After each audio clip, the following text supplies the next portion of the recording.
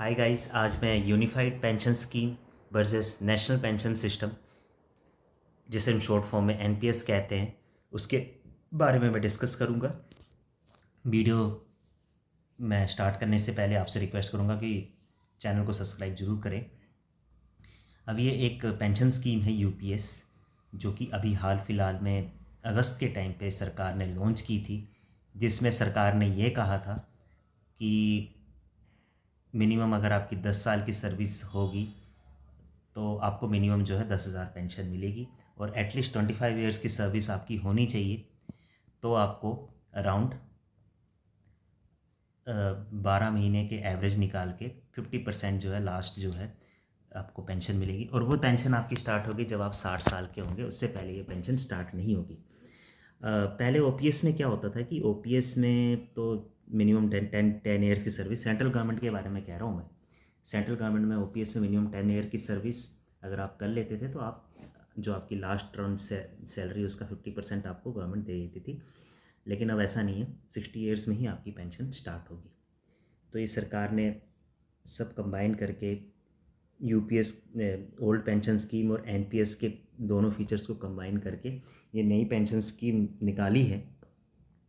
और इसका अभी मैं आपको बताना चाहूँगा कि कुछ लोगों ने इसको पसंद भी किया, बट मैक्सिमम इस चीज़ को अपोज कर रहे हैं यूपीएस को।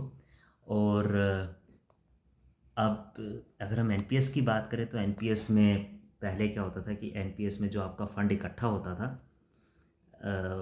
उसी का ही आपको वो पेंशन सरकार देती थी।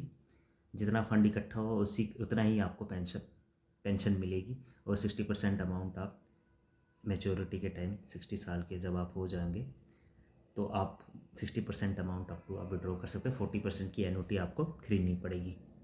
तो ये चीज़ है। अभी क्या है कि इसका अभी हाल फिलहाल में एक डाटा आया कि बहुत से लोग अडोप्ट नहीं कर रहे हैं यूपीएस को। अभी 2-3 दिन पहले मैं न्यूज़ पढ़ रहा था कि अराउंड 1500 लोगों ने ही यूपीएस को ऑप्ट किया है। मैक्सिमम तो एनपीएस में ही रहना चाहते हैं, बिकॉज उनको लग रहा है कि भाई इतना ज़्यादा फंड इकट्ठा हुआ है, वो तो हम अगर हम यूपीएस अडोप्ट कर लेते तो वो फंड हमें मिलेगा नहीं। तो इसलिए लोग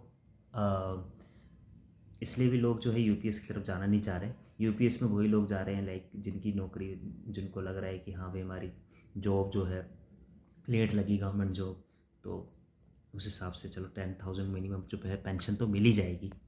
तो ये चीज़ है। अब 8th पे कमीशन भी आ रहा है। 8th पे कमीशन में और लाइक सैलरी इंक्रीज़ होने वाली है, जो कि 1 जनवरी 2026 से लागू होगा। हालांकि लागू होते होते तो मतलब जो है 2027 तो हो ही जाएंगे। बाद में जो एरियर होगा वो उतना एरियर जो है लोगों को मिल जाएगा जो गवर्नमेंट जॉब के कर्मचारी हैं। अब इसका यूपीएस का विरोध भी हो रहा है, यूपीएस का समर्थन भी हो रहा है, कुछ लोग एनपीएस में ही रहना चाह रहे हैं। तो इस तरह की चीज़ें हैं।